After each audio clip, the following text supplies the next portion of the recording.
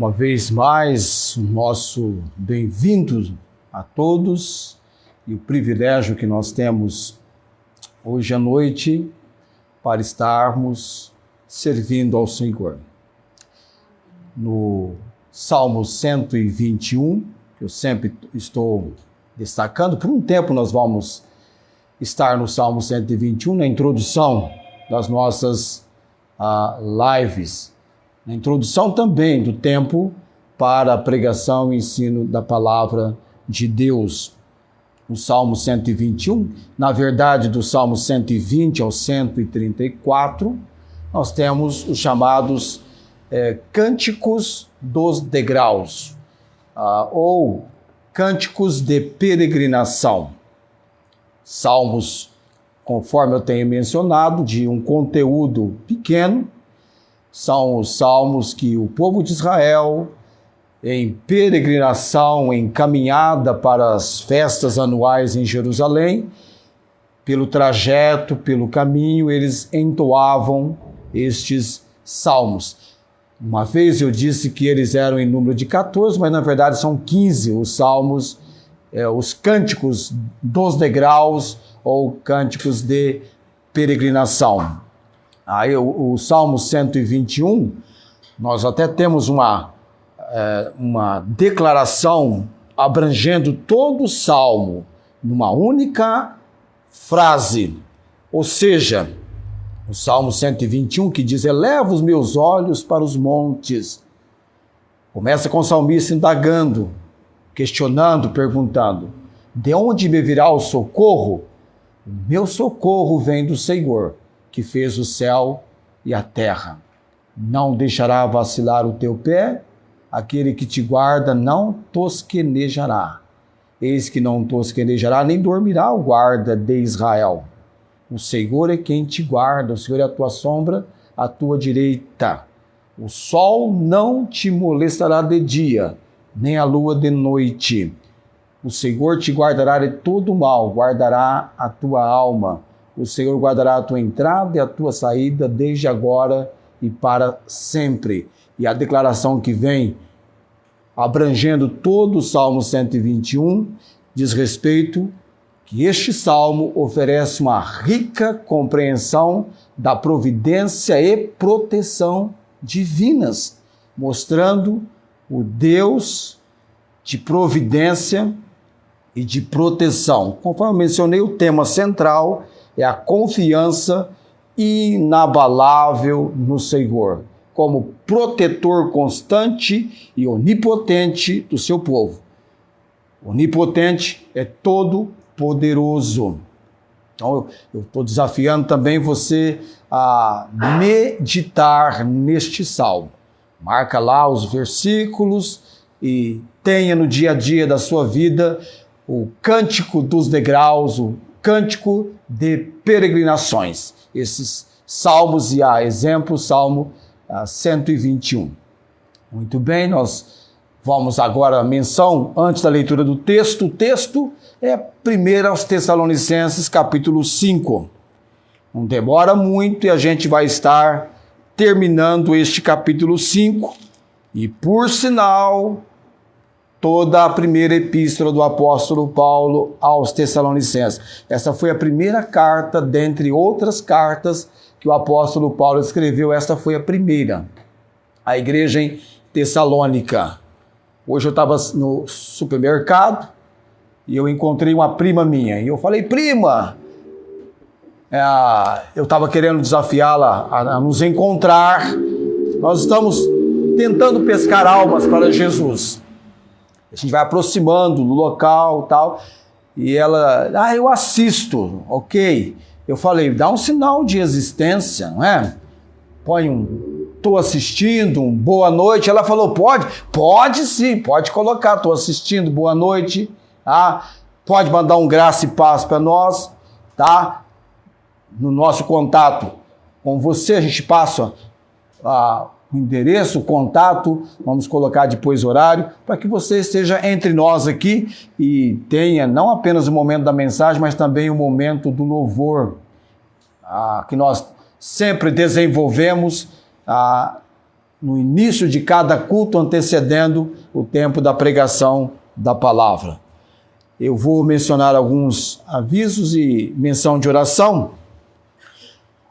Sempre antes de mencionar algo sobre a irmã Marta, porque nós estamos velando por ela em oração. A Bíblia diz perseverar em oração, velando nela com ação de graças ou vigiando com ação de graças. Deixe-me mencionar para você o que ela escreveu para mim no chamado hoje, quando eu, uma vez mais, tentando atualizar as notícias do estado de recuperação e fisioterapia nesse processo pós-operatório dela, da cirurgia do quadril, ela então, para que tenhamos uma melhor compreensão da maneira de orarmos por ela, ela respondeu dizendo que a recuperação continua evoluindo muito bem. Amanhã, portanto, segunda-feira, ela passará pela primeira avaliação médica pós-cirurgia. Ela diz aqui que fez um raio-x ontem e a prótese parece estar perfeita. Não tenho mais dor. Entende? Ela não tem mais dor. Antes da cirurgia ela tinha. Agradeço muito pelas orações. Também fiz uma ligação para Ribeirão Preto, para falar com o irmão Eurípides, tá? Senti ele animado, alegre, derramei um pouquinho mais de desafio de ânimo para ele, a esposa, a irmã Inês, tá? Ela está num tratamento também novo agora da diabetes, uma nova forma de insulina, tá encaminhando nesse sentido, tá bem, então vamos estar orando, continuar orando pela família. Tem um colega meu, fez ele, aliás, está fazendo hemodiálise, com problema renal mais grave, né? Paralisação. O Ricardo, nós chamamos ele de Ricardo Badu, tá? Não se incomode, é Ricardo Badu mesmo. E vou estar orando também por ele hoje à noite, além da irmã Rosângela, tá? E família em família. E rogando que vocês orem por mim, na questão da minha pressão arterial, algumas complicações que eu estou tendo com os rins, cálculos, que eu estou querendo descalculá-los, né? Eliminá-los. Então você ora por mim. Eu vou agora à leitura do texto, como os salvos, no cuidado dos salvos em relação ao dia do Senhor, no que se refere à nossa preparação. Nós falamos a respeito do descuido dos não salvos, e agora nós falamos sobre o cuidado dos salvos em relação ao dia do Senhor, que envolve 3 aspectos importantes que nós vamos estar juntos desenvolvendo nosso aprendizado na palavra do Senhor. 1 aos Tessalonicenses, capítulo 5, versículo de 1 a 11, a gente lê porque abrange todo esse aspecto do dia do Senhor. Quanto mais tempo passa, mais próximo esse dia se aproxima. Quem está sem Bíblia pode acompanhar comigo a leitura. 1 aos Tessalonicenses, capítulo 5, versículo de 1 a 11. Eu vou dizer para você, eu amo, aprendi a amar, prezar, ter um grande apreço pela palavra de Deus. Então, sempre quando eu vou ouvir o vídeo da mensagem, tem lá o texto e eu ouço sempre o texto. Eu aprecio sobremaneira a palavra de Deus. O que mais me alegra quando eu estou pregando é poder expor a palavra. A exposição da palavra dá luz, dá entendimento aos simples. Salmo 119, 130, versículo 130.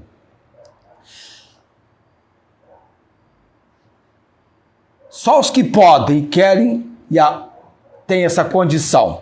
Coloquemos-nos em pé. Estamos juntos? Amém. Estamos juntos, homens? Amém. E das mulheres foi mais forte do que de vocês, hein? Eu preciso ensinar esses irmãos soltarem a voz. Ou então colocar maior número de homens. Mas, irmãos, acerca dos tempos das estações, não necessitais de que se vos escreva, Porque vós mesmos sabeis muito bem que o dia do Senhor virá como ladrão, de noite.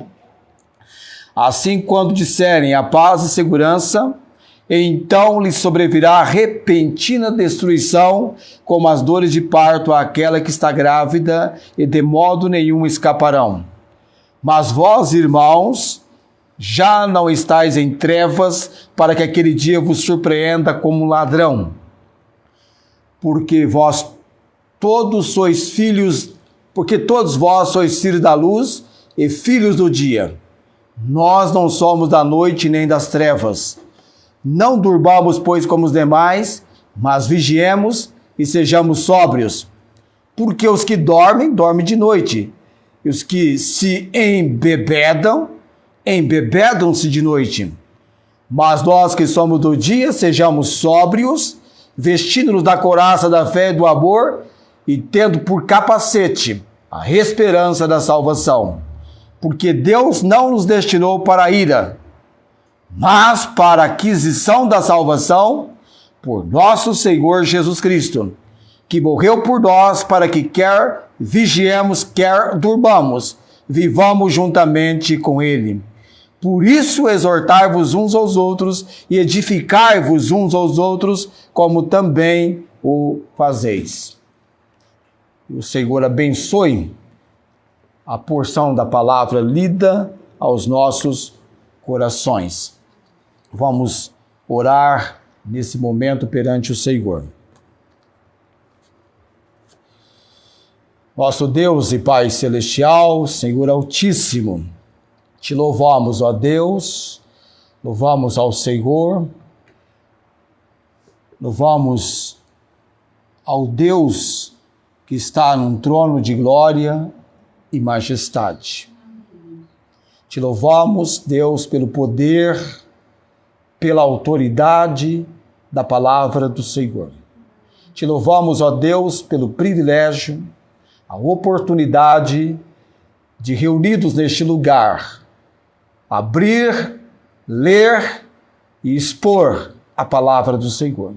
Abençoe, Deus, este tempo, essa reunião, todos quantos se entregam neste momento à devoção da palavra do Senhor conosco, desde os que estão aqui e outros mais, que pela transmissão, onde estão, podem ter a comunicação da palavra do Senhor. Usa-me, Deus, e capacita-me, que a pregação alcance, na obra do Santo Espírito, a compreensão que cada um necessita, e que eu seja tão somente instrumento na habilidade e capacidade que vem do Senhor. Também, Deus, te louvamos, Pai bendito, tanto pela cirurgia que a irmã Marta Joy realizou, quanto esse procedimento agora pós-cirúrgico e todo o desenvolvimento que o Senhor tem lhe concedido, nós te louvamos e bendizemos, Deus. Ela está recebendo todo o cuidado, proteção que vem do Senhor. Também, Pai, te louvamos pela vida do irmão Eurípides, a esposa e família em Ribeirão Preto, orando, dando graças ao Senhor pelo privilégio, Pai, de participarmos com essa família no seu momento de aguardar do irmão Eurípides, a cirurgia que logo em breve vai acontecer e que ela aconteça na providência do Senhor. Também o Ricardo, Deus, Badu, Pai bendito, eu mencionei com ele que gostaria de visitá-lo, que as portas se abram, oramos pelo seu estado de saúde e os cuidados sobre ele vindo do Senhor para esse momento que ele está vivendo, Deus. Também a família da irmã Rosângela, a irmã dela, seriam os familiares, Deus, os filhos, Alisson e o Alain. Ó Deus, clamamos a obra que só o Senhor pode realizar nessas vidas. Amém. E nos conceda, quando houver tempo favorável, de lá estarmos novamente com os nossos cânticos e o ensino da palavra do Senhor, levando-lhes a obra de Cristo Jesus até os seus ouvidos e corações. Amém. Pai, de todo poder e autoridade, oramos que seja uma noite, um momento de ganharmos almas para Jesus. Amém. E de edificarmos os salvos. Oramos no nome de Cristo. Amém. Amém. Assentai-vos.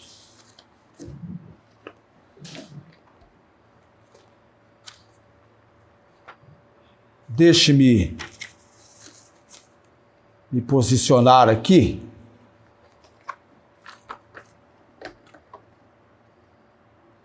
Esse aqui nem vou precisar dele, é o nosso esboço, deixa ele aqui dentro da Bíblia. A nossa irmãzinha Tamara tem um grande desafio pela frente, não é?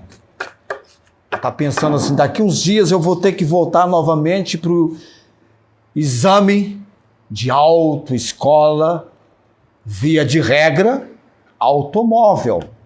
Ela já fez a prova de moto, já fez o 8, não fez? Estou mencionando algo que eu já tive essa experiência, não é? Quando você vai então para a autoescola, se preparar para então receber aquele documento de habilitação que certifica que você é alguém hábil para conduzir, quer seja um automóvel ou até mesmo uma moto. Você tem um certificado, você tem uma habilitação. Chamam aí comumente de carta, né? Mas é um documento. E que documento importante, não é? Numa blitz, numa parada. Primeira coisa que eles te pedem, os seus documentos e a sua habilitação. E a habilitação, você percebe que ela é um documento que necessita ser revalidado. Não é assim? Ela vence, tem prazo de vencimento. Na época que eu era adolescente, a primeira reavaliação de documento da habilitação, a primeira renovação, ela acontecia 20 anos depois que você havia recebido a primeira habilitação. Hoje não, mudou. Hoje é 10 anos agora para quem está começando, não é isso? 10 anos? Agora, para quem está na idade que eu estou aqui, são 5, por enquanto, é o tempo de 5 anos. É? Por que eu estou dizendo isso? Porque quando você vai para o exame, requer uma preparação. Uma preparação. E nós estamos aqui tocando agora no texto, no versículo 6, versículos 7, 8. Na verdade, Paulo escreve a carta para a igreja em Tessalônica. A comunicação é com a igreja, com os tessalonicenses. Mas ele mencionou sobre pessoas que, no momento em que ele escreveu a carta, estavam em trevas. E há um descuido dos não salvos em relação ao que ele menciona chamado Dia do Senhor. Mas o ênfase do apóstolo Paulo, ele está tratando com a igreja em Tessalônica, e o desejo dele é que aqueles amados fossem adequada e convenientemente preparados para o quê? Para o dia do Senhor. O momento em que Deus trará sobre a terra os acontecimentos que dizem respeito aos juízos, chamado então de dia de ira, tribulação, grande tribulação, como você já tem estudado comigo aqui quando introduzimos o capítulo 5. Ele está conversando com esse irmão. E há um cuidado que ele coloca para a igreja de Tessalônica em relação ao dia do Senhor dessa igreja, dos salvos. Quando nós mencionamos igreja, corpo de Cristo, pessoas que estão em Cristo, os salvos, alcançados. Porque Paulo, quando chegou lá pregando o evangelho em Tessalônica, o texto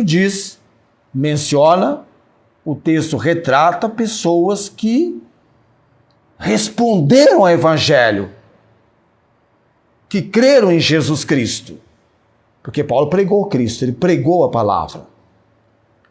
Tanto é que Paulo vai dizer depois, lembrando-nos sem cessar da obra da vossa fé, do trabalho, do amor e da paciência, da esperança em nosso Senhor Jesus Cristo, diante de nosso Deus e Pai. É assim que você lê no capítulo 1.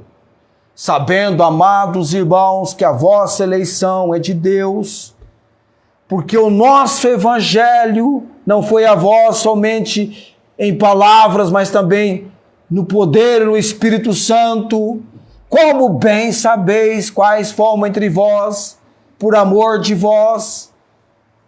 Ao ponto, irmãos, que ele vai mencionar, e vós fostes feitos o quê? Imitadores, nossos imitadores, imitando Paulo, Silvano, Timóteo, imitadores também do Senhor.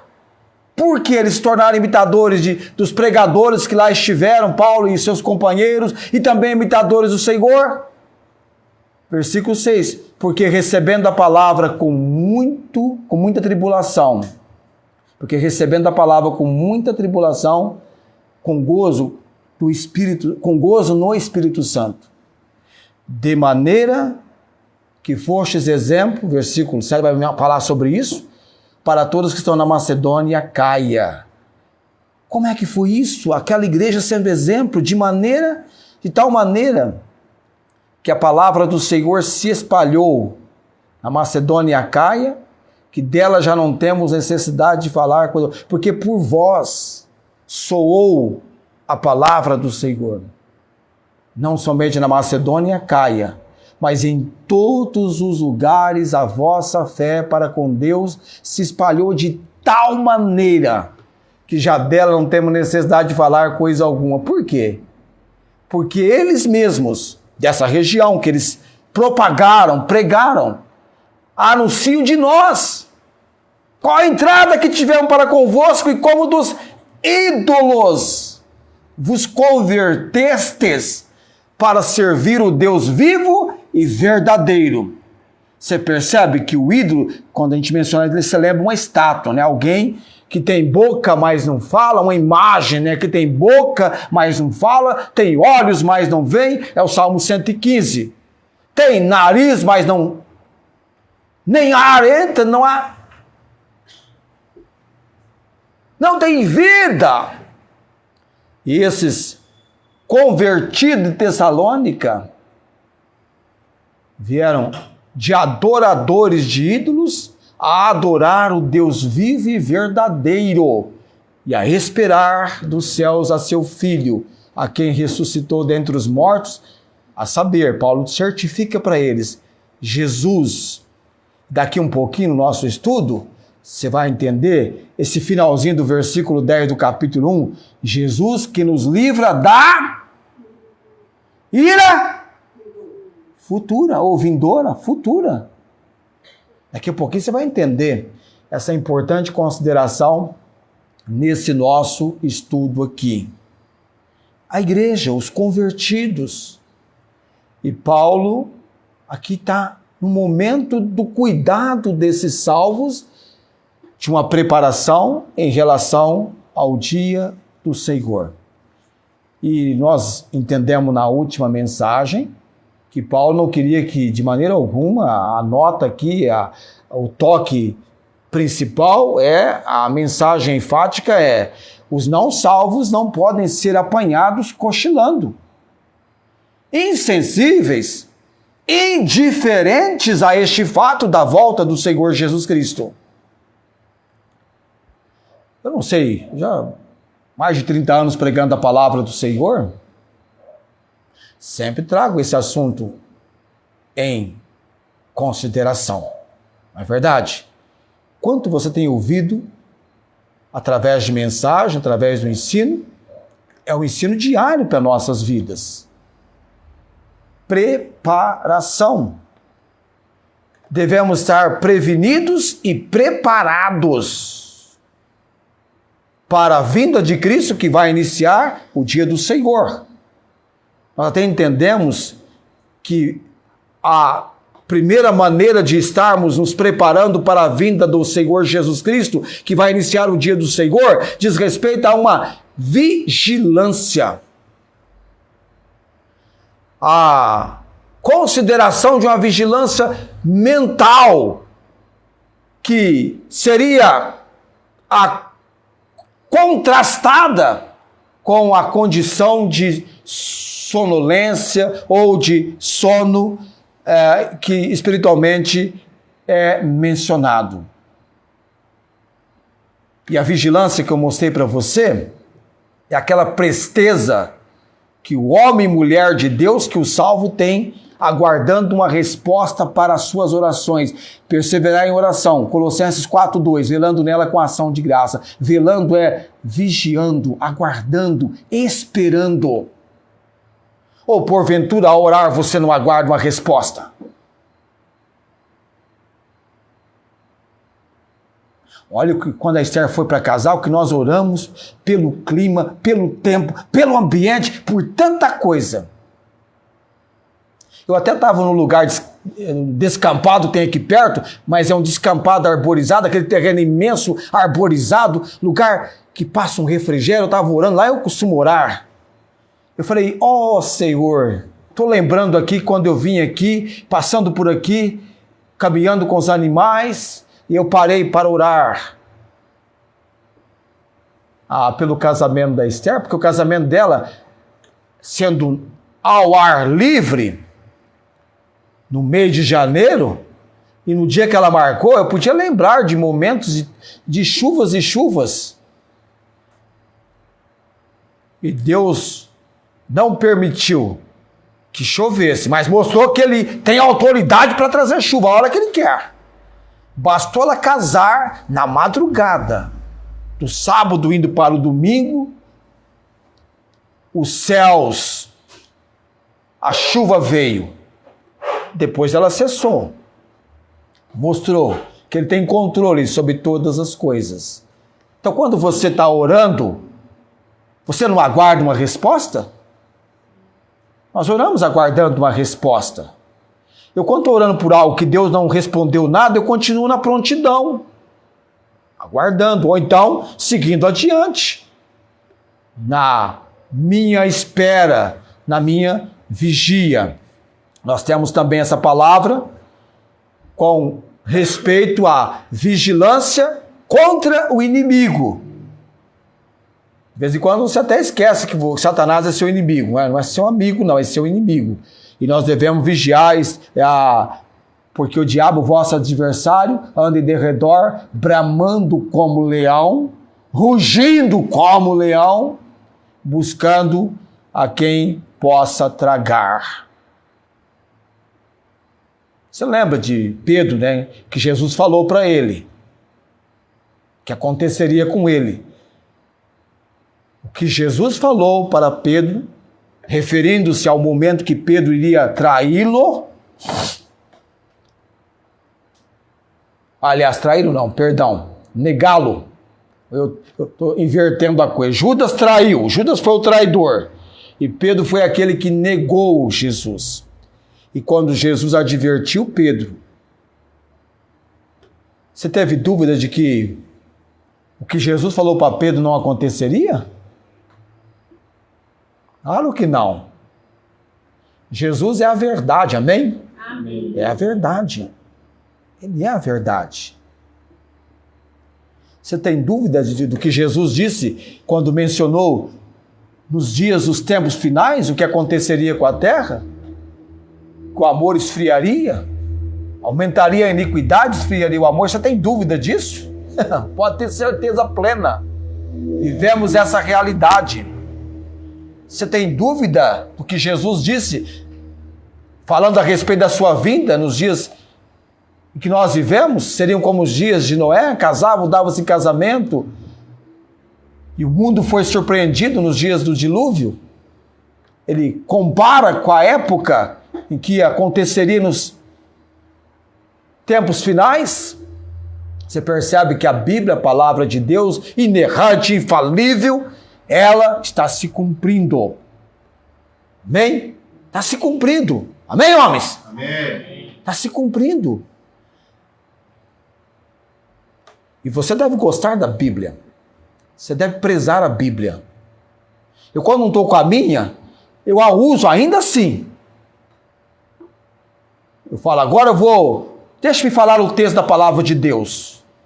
E se é o momento de louvar a Deus, eu vou louvá-lo. Deus, o Senhor é um Deus de atos poderosos. Devo louvá-lo pelos seus atos poderosos, pela excelência da grandeza do Senhor. Estou lá no Salmo 150. O Salmo 150 diz que pessoas devem louvar a Deus com o som da trombeta, com a harpa, com o saltério, com a dufe, flauta, instrumentos de cordas, órgãos. Nos dias de Cristo não tinha o piano, hoje nós temos o piano. Piano, teclado, violão. Eu falo de símbolos sonoros, símbolos altissonantes. E o Salmo 150 termina, o versículo 6. Tudo quanto tem fôlego, louve ao Senhor, louvai ao Senhor. Dá uma ordem para tu e para vós. É ordem, é ordem. Eu e você, na palavra do Senhor, amigo da palavra.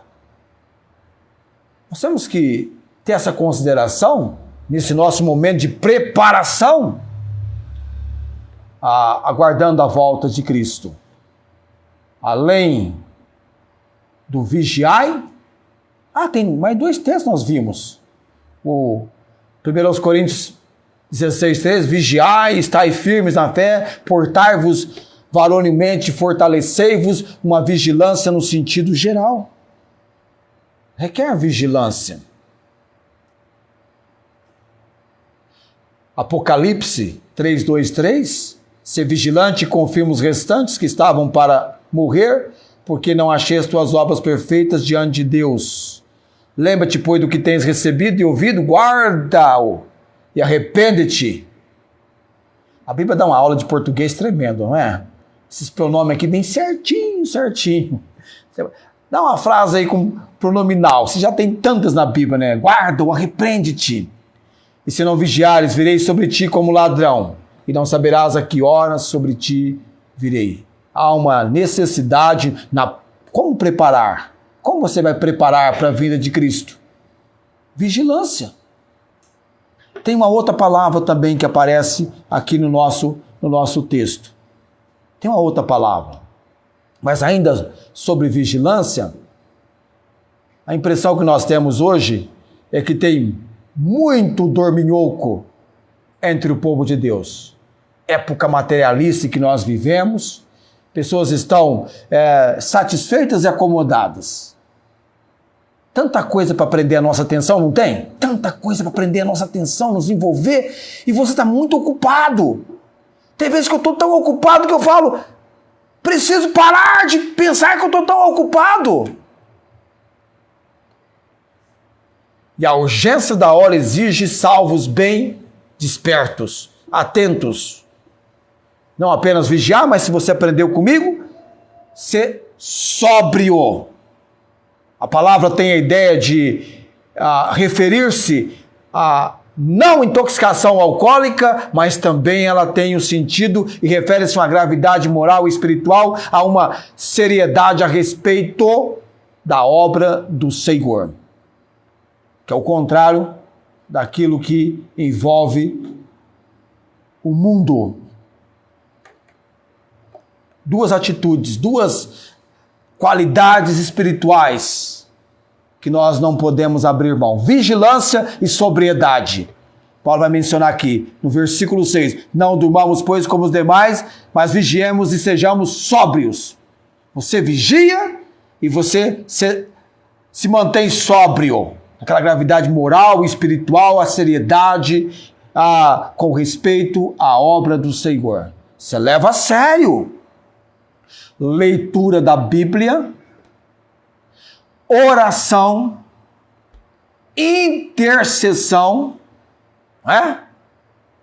petição, confissão.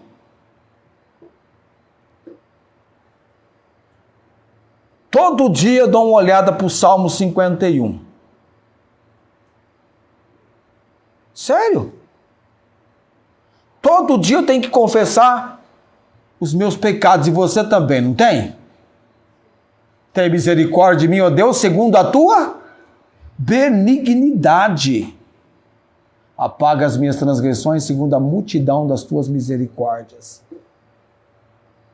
Nós oramos, oração de confissão de pecados. Nós somos pessoas pecadoras, pecador salvo sim, mas ainda estamos nesse corpo. E ainda estamos sujeitos a pecar e pecamos. Se dissermos que não temos pecado, fazemos-no mentiroso. Se dissermos que não pecamos, eu sempre troco lá de 1 João. Um fala que a sua palavra não está em nós, eu vou conferir, porque eu não quero mencionar algo que fique a desejar. 1 João capítulo 1, versículo 8, versículo 10. Eu sempre troco. Se dissermos que não temos pecado, enganamos-nos a nós mesmos. E não há verdade em nós. Se confessarmos os nossos pecados, Ele é fiel e justo para nos perdoar os pecados e nos purificar de toda a injustiça. Se dissermos que não temos, que não pecamos, se eu digo que não tenho pecado, estou enganando a mim mesmo. Se eu digo que não peco, estou fazendo Deus mentiroso e a sua palavra não está em mim. Nós somos leitores da palavra, nós somos pessoas que somos afiadas a orar, a falar com outros sobre quem nós estamos servindo e por que temos esse tipo de vida, não é? 1 Pedro 3,15, antes santificai a Cristo como Senhor em vossos corações, e estáis sempre preparados para responder com mansidão e temor a qualquer que vos pedir a razão da esperança que há em vós. Testificar. Eu muitas vezes estou dizendo assim, Deus, me dá a condição de falar com tal pessoa sobre Jesus. Eu sei que ela precisa ouvir sobre Jesus. E muitas vezes eu tenho a oportunidade de não dar um folheto, mas dar a oportunidade de assistir um vídeo, uma pregação, ou uma mensagem virtual, um folheto virtual, de você poder enviar. É você estando aqui na terra, mas com a sua atenção pensando nas coisas que são de cima. Você diz tanto assim, eu quero ao partir para a eternidade no céu com Jesus. Mas tem que começar a viver o céu aqui. Amém? Começar a viver o céu aqui. Prossigamos. Além das qualidades espirituais de vigilância e sobriedade, o apóstolo afirma que cada crente, cada convertido, cada salvo deve tomar também o quê? Versículo 9. Aliás, versículo 8. Ele fala o quê? Vestindo-nos da couraça da fé e do amor, e tendo por capacete a esperança da salvação. Opa! Essa é a primeira carta de Paulo, não é? Ele vai falar aqui de uma armadura espiritual. O convertido, o salvo, o crente, tem uma necessidade de tomar uma armadura espiritual. Ele coloca aqui a couraça do convertido, do salvo, e ela constitui do quê? Fé e amor. Agora vamos entender como que era o uso da couraça pelo soldado, pela sentinela. A couraça era usada para proteger o quê? É usada para proteger o peito, conforme a Esther está mostrando ali, ombro e as costas. E era feita com um material bastante pesado. Por que era feita com material bastante pesado? Para segurar aparar os golpes da espada. Essa parte aqui, essa região, a couraça, protegia. Ele fala, couraça da fé e do amor. Fé envolve crença e amor envolve tanto o amor a Deus quanto o amor ao próximo. E a fé, ela opera pelo amor. Quanto é que Paulo fala do trabalho do amor, aliás, da obra da fé e trabalho do amor? Sempre para Paulo, fé e amor vão estar juntas. Porque a fé opera pelo amor. Gálatas 5:6 vai mencionar sobre isso. E o soldado tinha que entrar no campo de combate devidamente trajado, espiritualmente vestido adequado, porque senão o inimigo, Satanás, se você não entrar no combate espiritual adequadamente trajado, certamente o inimigo vai encontrar lugares vulneráveis de fácil ataque. E principalmente a couraça protegendo essa região aqui. Espiritualmente falando, o coração. Você quer entender o que uma pessoa, o que passa na vida de uma pessoa, o que tem na mente de uma pessoa? Investiga o coração da pessoa. Como é que você fica sabendo o que está no coração da pessoa? Isso, Esther, da abundância do coração, fala a boca. Quem que ensinou isso? Jesus. Você lê todo o teor, todo o conteúdo bíblico do Velho Testamento. Você não tem uma expressão igual ou semelhante a essa de Jesus. Mas ele ensinou, da abundância do coração fala a boca. Basta você observar uma pessoa apaixonada, ou que começou um namoro, um relacionamento. Eu tenho uma colega que as pessoas olhavam assim e falaram, você está diferente. Você está muito alegre, você está com um ar assim. E ela estava com aquele ar apaixonado. E o rapaz, eu falei, rapaz, você está com a cara de bocó.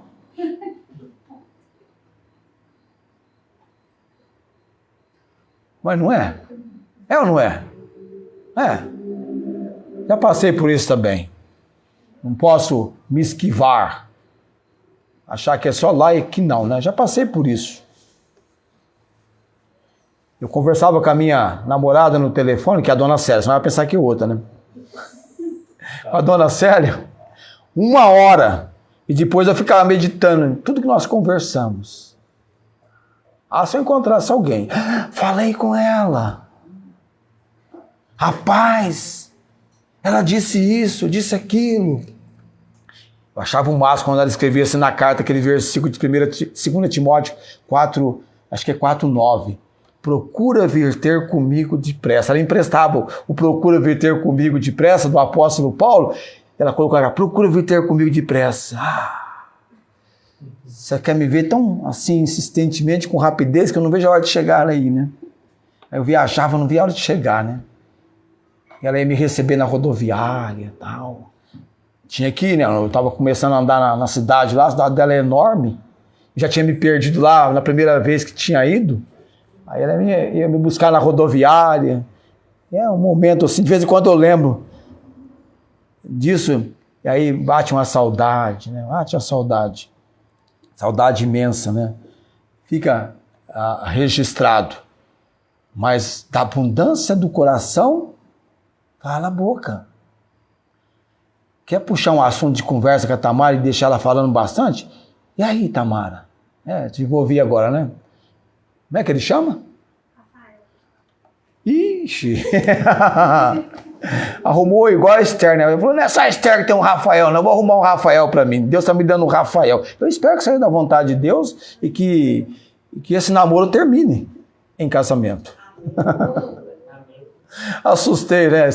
Disseram isso pra mim uma vez. Pastor, quando é que esse namoro do seu aí da Célia vai terminar? Isso era fevereiro, né? Eu falei, terminar por quê? Não vai terminar em casamento? Aí terminou em casamento em maio daquele ano de 96. A couraça. Fé é a atitude correta para com Deus. Por isso que ele vai mencionar aqui fé. A atitude correta para com Deus, a posição das promessas de Deus, que fé é confiança. Quando a fé, uma pessoa fala assim, que tem muita fé em Deus, fala assim, então você crê que Jesus Cristo morreu na cruz pelos seus pecados, você crê que Jesus depois de 3 dias ressuscitou, você crê que a palavra de Deus é inerrante, infalível, ela é a verdade, ela está se cumprindo, então você está querendo me dizer que você crê que existe o céu, tanto quanto existe o inferno, porque a Bíblia registra sobre isso. Você vai direcionar, então é isso que é fé, fé é isso. Fé vem pela palavra de Deus. A pessoa crê naquilo que Deus nos entregou para crermos. Não é crer numa pedra, numa estátua, e achar que isso é fé. Fé é algo muito vivo, porque fé sem obras, ela é morta. A fé necessita da ação do amor. Tanto é que ele vai falar aqui, coraça da fé e do amor. E digo-vos de passagem, Paulo elogiou essa igreja aqui em relação ao amor deles. Tanto é que quando ele vai falar sobre o relaxamento moral, depois ele vai falar sobre o amor, não tinha tanto que falar porque já estavam praticando, era só incentivar, continuar incentivando, admoestar que está no caminho certo, continue assim. E ele também vai falar do capacete que representa a esperança da salvação, e eu quero na próxima mensagem mencionar mais sobre esse capacete. Eu vou abrir a mensagem na parte do capacete, porque nesse momento eu vou estar entrando num assunto que eu vou iniciar, que diz respeito à nossa libertação da ira. Muito importante entender sobre isso, porque não tem como o salvo se envolver com a grande tribulação ou a tribulação, porque o versículo 9 vai dizer que Deus não nos destinou para a ira, o dia da ira do Senhor. Vamos entender sobre isso. Eu quero falar um pouquinho sobre o capacete. Onde é que você coloca o capacete? Para proteger as ideias, não é? É assim? Humanamente, fisicamente falando, você coloca o capacete para proteger a cabeça. Mas o capacete da salvação vai na cabeça, porque aqui estão os pensamentos. E por que é capacete da salvação? Nós vamos entender sobre isso. Por que é capacete da salvação? Então, percebe comigo? A preparação nossa exige vigilância, sobriedade e você ter o equipamento necessário. Aqui ele vai colocar a couraça e o capacete. Lá em Efésios, capítulo 6, é um outro momento que Paulo escreve a carta, ele vai colocar todas as peças da armadura de Deus, que são necessárias. Então, você percebe que existe a necessidade de preparação, de envolvimento, comprometimento. Então, tem coisas, por exemplo, que você é ordenado a fazer, quer você goste ou não. É uma ordem. Por quê?